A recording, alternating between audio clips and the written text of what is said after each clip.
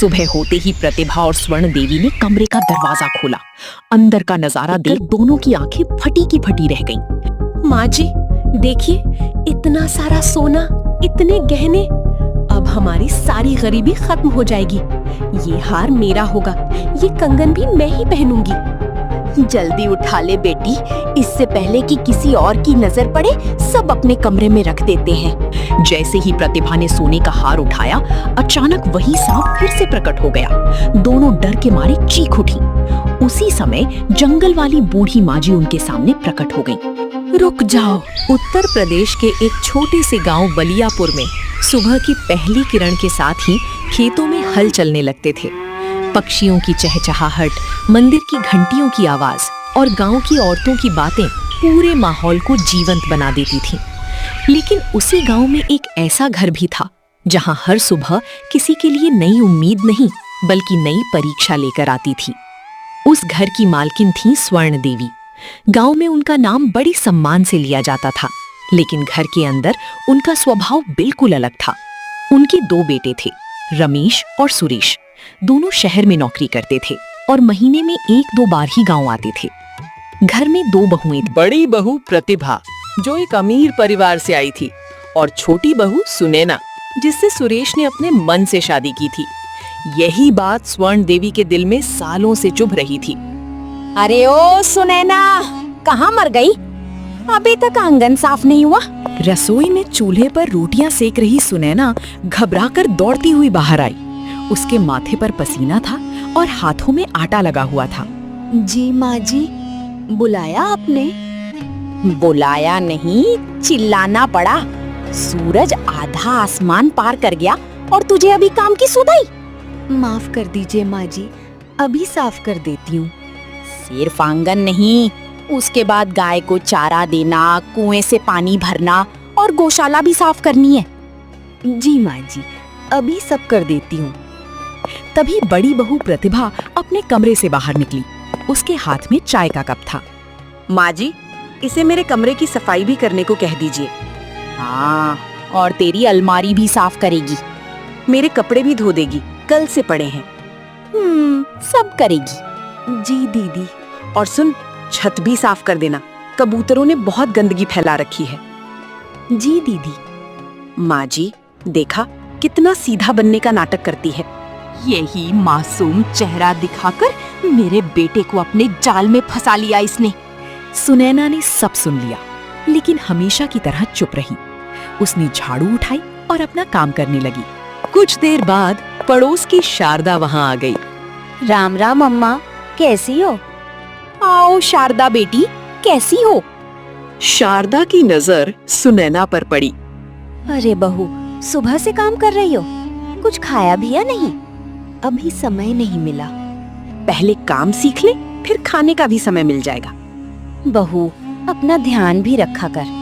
जी बहन। शारदा सब समझ रही थी, लेकिन किसी के घर के मामले में ज्यादा बोलना ठीक नहीं समझा। दोपहर हो चुकी थी।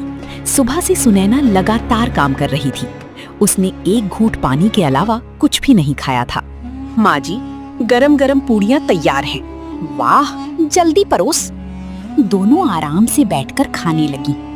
कुछ देर बाद सुनैना वहां आई।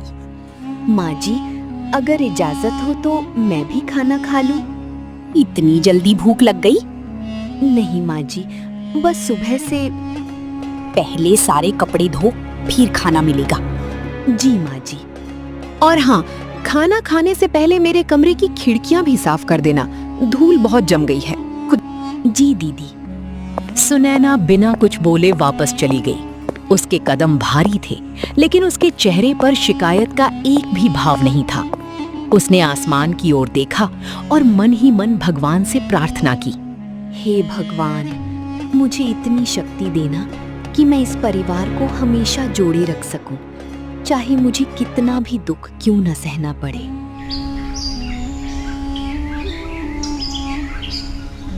अगली सुबह घर में सब अपने अपने काम में लगे हुए थे।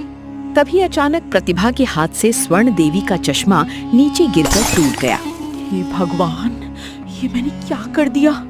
कल ही तो माँ जी नया चश्मा बनवाकर लाई थी। अगर उन्हें पता चल गया कि उनकी इतनी महंगी ऐनक मेरे हाथ से टूट गई है तो वो मुझे कभी माफ नहीं करेंगी। नहीं, मुझे कुछ करना होगा। अगर किसी तरह इसका इल्जाम सुनैना पर लग जाए तो माँ जी का गुस्सा भी उसी पर निकलेगा और मुझ पर किसी को शक भी नहीं होगा। वैसे भी माँ जी उसकी बात पर कभी विश्वास नहीं करती। यही सही मौका है। प्रतिभा तुरंत कमरे से बाहर निकली और रसोई में काम कर रही सुनैना के पास पहुंची। सुनैना, जरा मेरी बात सुनो। माँ जी के कमरे में रात के झूठे बर्तन पड़े हैं। मुझे अभी रसोई का काम खत्म करना है। तुम जाकर वो बर्तन ले आओ ना। आखिर हम दोनों एक ही घर की बहुएं हैं, एक दूसरे का हाथ बटाएंगे तो काम जल्दी हो जाएगा।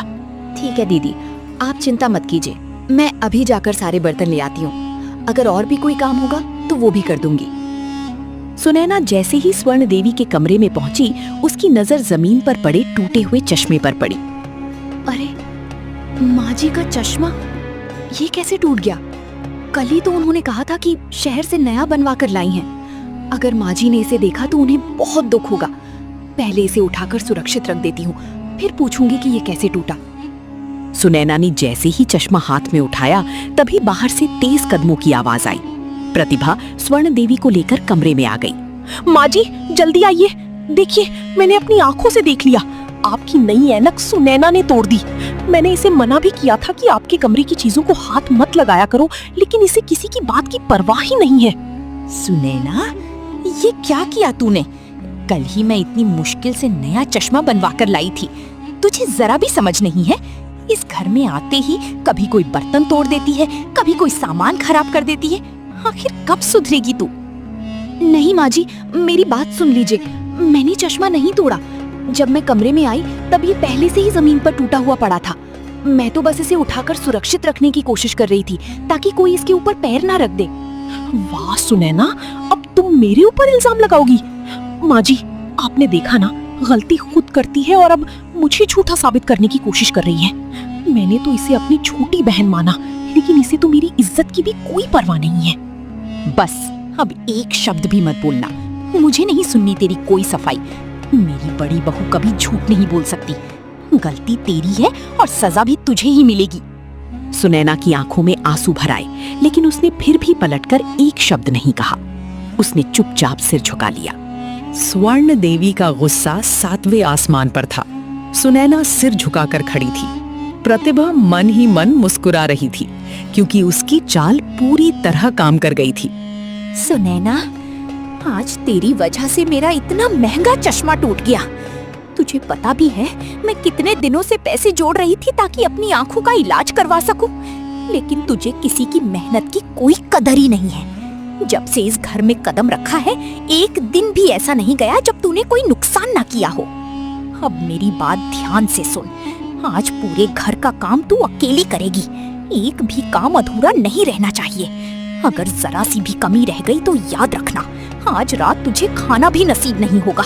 माँ जी, मैं हाथ जोड़कर आपसे विनती करती हूँ, एक बार मेरी बात पर विश्वास कर लीजिए। मैंने सचमुच आपका चश्मा नहीं तोड़ा। मैं झूठ क्यों बोलूंगी? अगर गलती मेरी होती तो मैं बिना कुछ कहे आपकी डांट भी सुन लेती और सजा भी स्वीकार कर लेती। लेकिन इस बार सच में मेरी कोई गलती नहीं है। मैं तो सिर्फ आपके कमरे से बर्तन लेने गई थी। मुझे वहाँ चश्मा पहले से टूटा हुआ मिला। बस अब एक शब्द भी मत बोल। तेरी यही आदत मुझे बिल्कुल पसंद नहीं। गलती भी करती है और फिर बहाने भी बनाती है। मेरी बड़ी बहू कभी झूठ नहीं बोल सकती। मुझे उसी की बात पर भरोसा है, तेरी बात पर नहीं। माँ जी, रहने दीजिए। मैं तो इसे हमेशा अपनी छोटी बहन मानती आई हूँ। मैंने तो कभी इसे अलग नहीं समझा, लेकिन आज इसने मेरे ऊपर ही इल्जाम लगा दिया। मुझे तो सबसे ज्यादा दुख इस बात का है कि जिस इंसान के लिए मैंने इतना किया, उसी ने मेरी इज्जत मिट्टी में मिलाने की कोशिश की। दीदी, मैं भगवान की कसम खाकर कहती हूँ, मेरा ऐसा कोई इरादा नहीं था। मैं सिर्फ सच बता रही थी। मैं आपको कभी बदनाम नहीं कर सकती। आप मेरी बड़ी बहन जैसी हैं। अगर मेरी किसी बात से आपको दुख पहुंचा है तो मुझे माफ कर दीजिए, लेकिन झूठा इल्जाम मत लगाइए। अब मगरमच्छ के आंसू बहाने से कुछ नहीं होगा सुनैना। माँ जी सब समझ चुकी हैं। स्वर्ण देवी ने गुस्से में अपना डंडा जमीन पर पटका और सुनैना को घूरने लगी। ध्यान से सुन, पहले पूरे घर की सफाई करेगी, उसके बाद सारे बर्तन मांजेगी, फिर आंगन, गौशाला और रसोई का काम पूरा करेगी।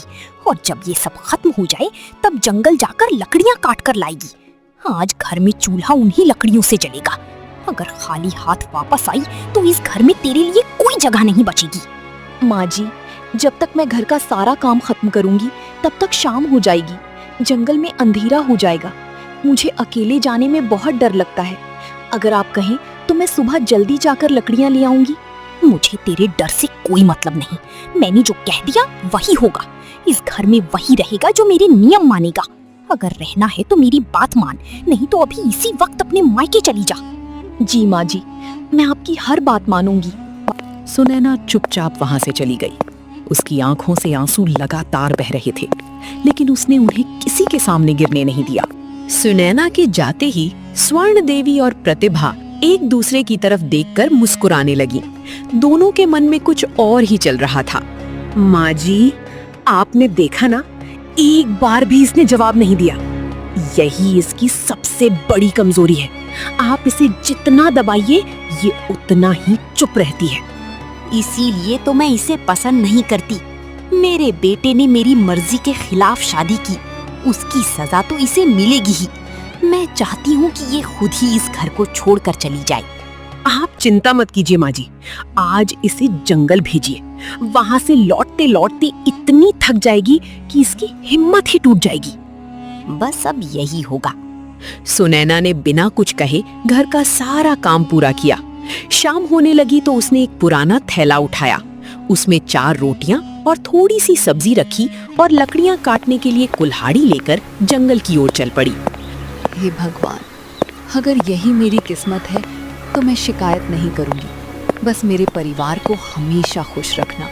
माँ जी और दीदी के मन से मेरे लिए नफरत निकाल देना।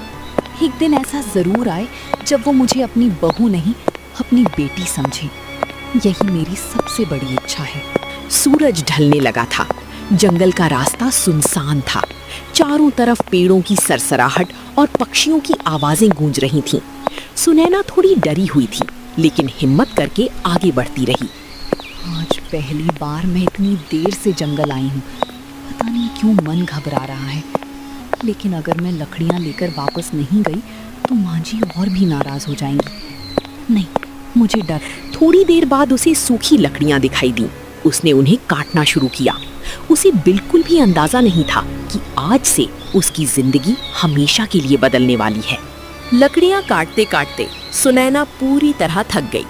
उसने एक बड़ा सा गट्ठर बनाया और पेड़ की छाया में बैठ गई। तभी उसे याद आया कि सुबह से उसने कुछ भी नहीं खाया था। सुबह से काम करते करते पता ही नहीं चला कि कितना समय बीत गया। माँ जी और दीदी ने भी खाने के लिए नहीं पूछा। लेकिन कोई बात नहीं, भगवान जितना देता है उसी में खुश रहना चाहिए। ये 4 रोटियां हैं, इन्हीं से पेट भर जाएगा। फिर जल्दी घर लौट जाऊंगी, नहीं तो माँ जी फिर नाराज हो जाएंगी। सुनैना जैसे ही रोटी खाने लगी तभी एक सफेद बकरी धीरे धीरे उसके पास आकर खड़ी हो गई और बड़ी मासूमियत से उसे देखने लगी। अरे, तुझे भी भूख लगी है क्या? चल, ये एक रोटी तू खा ले। भगवान ने चाहा तो मैं एक रोटी में भी गुजारा कर लूंगी। बकरी ने रोटी खा ली, लेकिन वो वहीं खड़ी रही। लगता है तेरा पेट अभी नहीं भरा। अच्छा, ये दूसरी रोटी भी ले ले। किसी भूखे को खिलाने से कभी कमी नहीं आती। भगवान किसी न किसी रूप में सबका पेट भर ही देते हैं। दूसरी रोटी खाते ही बकरी शांत होकर जंगल की ओर चली गई। सुनैना उसे जाते हुए मुस्कुराकर देखती रही। थोड़ी ही देर बाद एक बहुत बूढ़ी औरत सिर पर भारी गठरी उठाए उसी रास्ते से गुजर रही थी। वो थककर बार बार रुक रही थी। माँ जी, आप बहुत थक गई हैं। आइए, यहाँ बैठ जाइए, थोड़ा आराम कर लीजिए। बेटी, बहुत दूर से आ रही हूँ। पैर जवाब दे चुके हैं। ऊपर से सुबह से कुछ खाया भी नहीं। माँ जी, मेरे पास 2 रोटियां बची हैं, आप इन्हें खा लीजिए। मुझे घर जाकर फिर खाना मिल जाएगा, लेकिन आप इस हालत में आगे नहीं चल पाएंगी। बेटी, तू मुझे अपना खाना दे रही है और तू खुद क्या खाएगी? माँ जी, भूखे को खिलाने से बड़ा कोई पुण्य नहीं होता। मेरा पेट आज नहीं भरेगा तो कल भर जाएगा, लेकिन अगर आप भूखी रहीं तो मुझे अच्छा नहीं लगेगा। बूढ़ी माँ जी ने रोटियां खाईं। उनके चेहरे पर एक अलग ही चमक आ गई। रोटियां खाने के बाद बूढ़ी माजी ने प्यार से सुनैना के सिर पर हाथ फेरा। बेटी, तेरे मन में जरा भी लालच नहीं है। तूने अपने हिस्से का खाना भी बिना सोचे मुझे दे दिया। याद रखना, ईश्वर ऐसे लोगों की परीक्षा जरूर लेते हैं, लेकिन उनका साथ कभी नहीं छोड़ते। आज मैं तुझे एक बात बताती हूँ। जब भी तेरे जीवन में कोई ऐसी मुसीबत आए जहाँ तुझे कोई रास्ता दिखाई ना दे, तब अपने पूर्वजों और भगवान को सच्चे मन से याद करना। उनके सामने लाल कपड़ा रखना, अगरबत्ती जलाना और पूरे विश्वास के साथ प्रार्थना करना। तेरी रक्षा स्वयं तेरे पितृ करेंगे। माँ जी, मैं आपकी बात कभी नहीं भूलूंगी। आपके आशीर्वाद से ही मुझे हिम्मत मिलेगी। अगर कभी आप बलियापुर आएं तो जरूर हमारे घर आइएगा। मेरी माँ जी का नाम स्वर्ण देवी है। किसी से भी पूछेंगी तो घर का रास्ता मिल जाएगा। जरूर बेटी, अगर किस्मत ने चाहा तो हम फिर मिलेंगे। अब तू जल्दी घर लौट जा, शाम होने वाली है और आज की रात तेरी जिंदगी बदलने वाली है। इतना कहकर बूढ़ी माजी धीरे धीरे जंगल के अंदर चली गई। सुनैना उन्हें देखती रही। अगले ही पल वे पेड़ों के बीच कहीं ओझल हो गईं। रात हो चुकी थी। सुनैना जंगल से लकड़ियां लेकर लौटी, सबके लिए खाना बनाया और बर्तन साफ करके अपने कमरे में जाने ही वाली थी। तभी अचानक पूरे घर में जोरदार धमाके जैसी आवाज गूंज उठी। माँ जी, ये कैसी आवाज थी? ऐसा तो पहले कभी नहीं हुआ। कहीं घर में कोई जंगली जानवर तो नहीं घुस आया? मुझे बहुत डर लग रहा है। माँ जी, सुनैना को भेज दीजिए। वैसे भी गलती उसी की वजह से घर में मुसीबतें आ रही हैं। अगर अंदर कोई जानवर हुआ तो पहले वही देख लेगी। सुनैना, जा अंदर जाकर देख क्या है। माँ जी, मुझे बहुत डर लग रहा है। अगर सच में अंदर कोई जानवर हुआ तो? डरने का समय नहीं है। मैंने जो कहा है वही कर। सुनैना डरते डरते कमरे के अंदर गई। जैसे ही वो अंदर पहुंची, प्रतिभा ने बाहर से दरवाजा बंद कर दिया। माँ जी, दरवाजा खोल दीजिए। मैं अंदर अकेली हूँ। मुझे बहुत डर लग रहा है। मैंने आपका क्या बिगाड़ा है? आप मेरे साथ ऐसा क्यों कर रही हैं? आज अगर तेरी किस्मत खराब हुई तो सुबह तक कोई तेरा नाम लेने वाला भी नहीं होगा। चुपचाप वहीं रह। आज जो होगा वही तेरी किस्मत का फैसला करेगा। अचानक कमरे के एक कोने से फुफकारने की तेज आवाज आई। सुनैना ने देखा, एक विशाल काला सांप उसकी तरफ बढ़ रहा था। डर के मारे सुनैना के हाथ कांपने लगे। तभी उसे जंगल वाली बूढ़ी माजी की बात याद आई।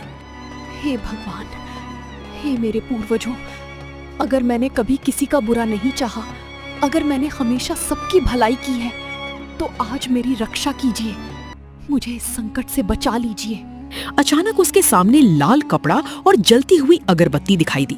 सुनैना ने कांपते हाथों से लाल कपड़ा सांप के सामने रखा और भगवान का नाम लेने लगी। जैसे ही सुनैना ने भगवान और अपने पूर्वजों का स्मरण किया, कमरे में तेज प्रकाश फैल गया। फुफकारता हुआ सांप धीरे धीरे शांत हो गया और देखते ही देखते उसके सामने सोने चांदी के गहनों से भरा खजाना प्रकट हो गया। हे भगवान, ये सब क्या हो रहा है? अभी यहाँ सांप था और अब इतना बड़ा खजाना। मुझे इन सब की कोई इच्छा नहीं है। अगर ये आपकी कृपा है तो मुझे बस इतना आशीर्वाद दीजिए कि मेरा परिवार हमेशा खुश रहे। सुबह होते ही प्रतिभा और स्वर्ण देवी ने कमरे का दरवाजा खोला। अंदर का नजारा देखकर दोनों की आंखें फटी की फटी रह गईं। माँ जी, देखिए, इतना सारा सोना, इतने गहने। अब हमारी सारी गरीबी खत्म हो जाएगी। ये हार मेरा होगा, ये कंगन भी मैं ही पहनूंगी। जल्दी उठा ले बेटी, इससे पहले कि किसी और की नजर पड़े, सब अपने कमरे में रख देते हैं। जैसे ही प्रतिभा ने सोने का हार उठाया, अचानक वही सांप फिर से प्रकट हो गया।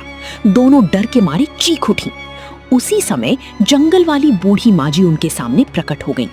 रुक जाओ, इस खजाने को छूने का अधिकार सिर्फ सुनैना को है। जिसने लालच से इसे पाने की कोशिश की, उसकी रक्षा कोई नहीं कर पाएगा। माँ जी, हमें माफ कर दीजिए। हमसे बहुत बड़ी गलती हो गई।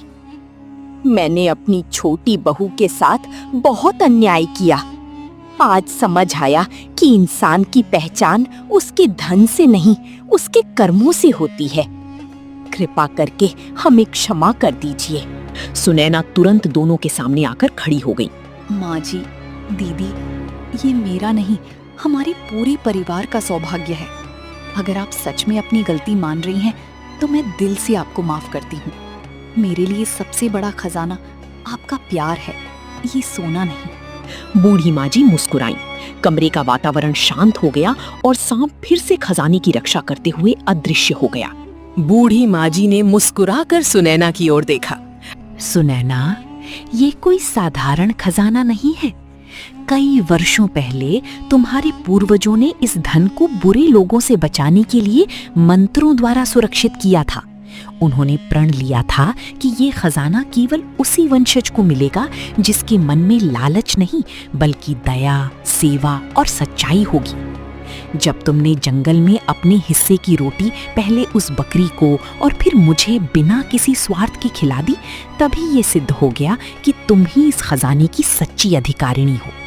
जिस बकरी को तुमने रोटी खिलाई थी वो कोई साधारण बकरी नहीं थी, वो इस खजाने का रक्षक सर्पदेव था जिसने तुम्हारी परीक्षा ली थी। स्वर्ण देवी और प्रतिभा की आंखों से आंसू बहने लगे। उन्हें अपनी हर गलती याद आने लगी। बेटी सुनैना, मैंने हमेशा तुझे अपमानित किया, तुझे भूखा रखा, तुझ पर झूठे इल्जाम लगाए, लेकिन तूने कभी मेरे खिलाफ एक शब्द नहीं कहा। आज समझ में आया कि बहू नहीं, तू तो सच में इस घर की लक्ष्मी है। अगर हो सके तो अपनी इस माँ जी को माफ कर दे। माँ जी, दीदी, परिवार में माफी नहीं, अपनापन होना चाहिए। अगर आज हमारा परिवार फिर से एक हो गया है, तो इससे बड़ी खुशी मेरे लिए कोई नहीं हो सकती। मैं आप दोनों से कभी नाराज नहीं थी और आज भी नहीं हूँ। उस दिन के बाद स्वर्ण देवी और प्रतिभा पूरी तरह बदल गईं। उन्होंने सुनैना को बहू नहीं, अपनी बेटी का स्थान दिया। खजाने का धन अपने सुख के लिए नहीं बल्कि गांव के गरीब लोगों, मंदिर, विद्यालय और जरूरतमंद परिवारों की मदद में लगाया गया।